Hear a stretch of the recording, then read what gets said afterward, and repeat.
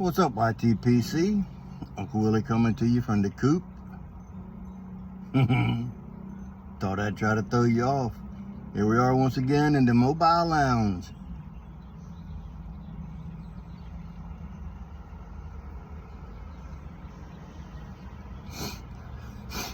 I was accused yesterday of something, but it's nothing bad. I was accused that I don't smoke the same tobacco more than once.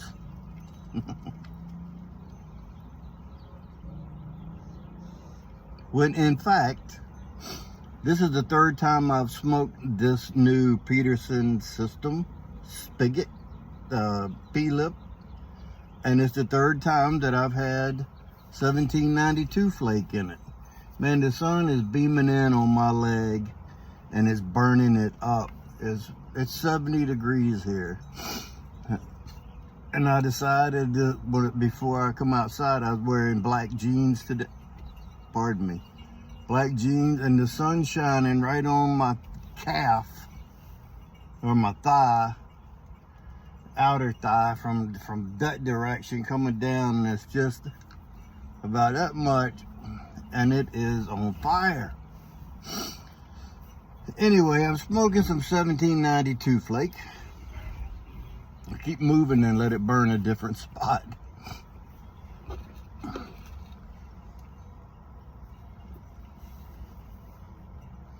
I love this pipe. I didn't know how I was gonna like it, but it turned out that I'm in love. I love this pipe. And it's perfect for 1792. So, this is from a year ago. It's a new tin, old tobacco.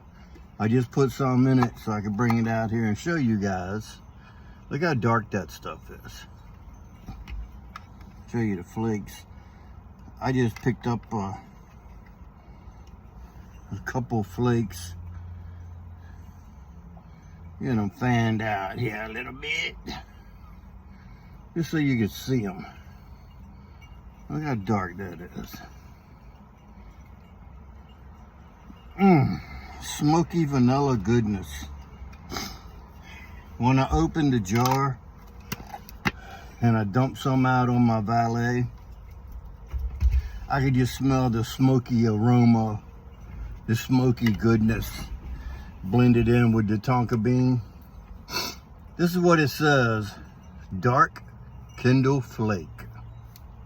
On the back, the tin description goes as follows: a full strength dark fire scented tobacco pressed and sliced into a classic rich flake. That's all it says.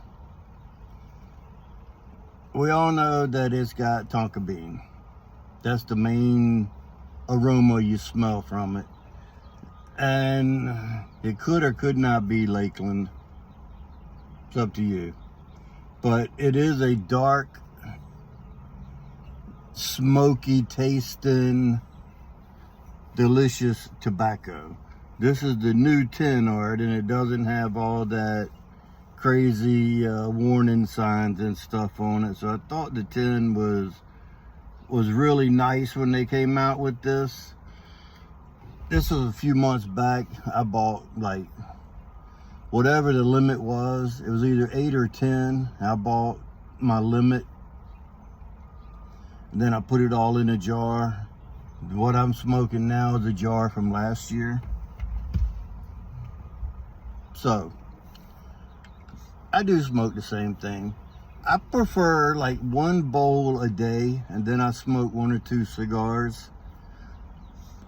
I mix up my smoking. So I usually smoke, depending on the weather, I usually have a cigar, then a pipe, then a cigar after dinner.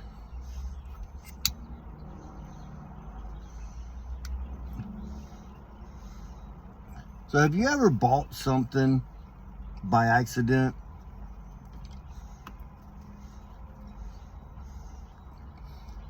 I was talking to a buddy of mine, and he ended up buying a St. DuPont lighter by accident. And it can happen. He was looking at the lighters, and as well as y'all know, they're expensive. He was looking at them and going through the motions to find out how much it was going to be if he bought it and made monthly payments instead of buying it, you know, through that, whatever it is, Zezzle or something like that, where they give options of a payment plan. He didn't tell me how it happened, but I can imagine he, my leg. He said he was going through the motions for trying to figure out how much the lighter was going to be per month if he had bought it. And somehow he must have hit buy. Instead of next, he hit buy. And so the process started, and he has a St. DuPont lighter on the way. But it's a soft flame torch.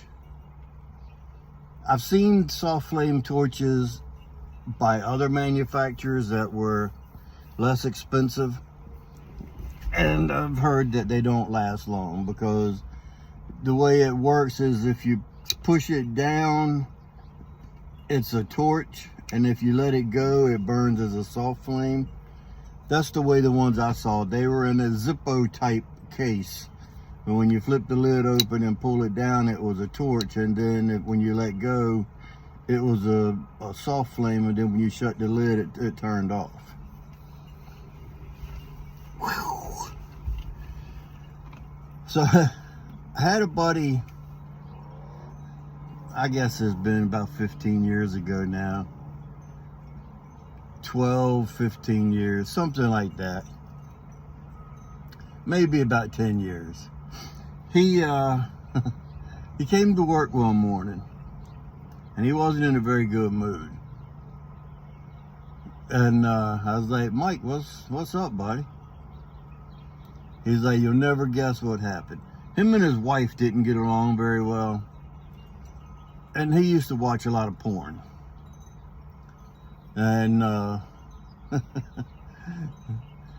he said he was looking through his phone the night before that he had come into work. He said he was looking through his phone, and he was looking at Rolex watches. No. What's the other one? I'll think of it when it's too late. There's another watch brand that's really expensive as well. Well, he had bought a watch the night before. He said he was looking at his phone, looking at porn and whatever. Then he started looking at these watches, and he dozed off. And he was holding his phone there in front of him like this. When he dozed off, his finger hit buy. So he had purchased the watch. And all of a sudden, his wife walked towards him or something, and he woke up. And he's sitting there messing with his phone, and she's like, "What are you doing, watching porn?" And he was like, turned his phone around and shoved it up in her face and said, "No, I just bought a fucking watch." It was like $15,000. So the next day at work, he was all worried and everything. And he's like, "I can't afford no $15,000 watch." So he called them, like, when their store opened, they were open like 8 to 5, Monday through Friday, whatever the hours were. He opened them. When they opened, he called them, and he said, "I'm sorry, but I can't buy that watch." And they were like, "Well, what's the reason behind it?" He said, "I'll give you 15,000 reasons why I don't have the money." And they worked with him and ended up canceling and didn't charge him for it or nothing, because he didn't have the money in his bank account, because it got declined. When they tried to run it, it got declined, and they was waiting for him to talk to him and whatever. It was funny to watch him scurrying around that morning here. Like, Mike, what's up, buddy? I bought a watch. Okay, for $15,000. You ever done anything like that? I bought stuff before, not and by accident, but it's never been that much.